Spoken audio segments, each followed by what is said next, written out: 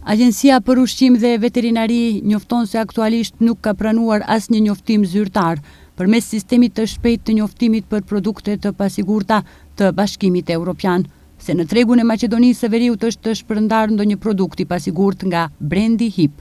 Bëhet fjalë për ushqim për foshnjë në kavanos, qelçi prej 190 gramësh me shije, karote dhe patate, i cili është subjekt i tërheqjes dhe hetimit në Austri dhe në disa vende të tjera europiane. Nga Agjencia e Ushqimit dhe Veterinarisë sqarojnë se janë duke ndjekur situatën nga afër dhe se do të reagojnë me kohë nëse paraqitet nevoja për masa shtesë.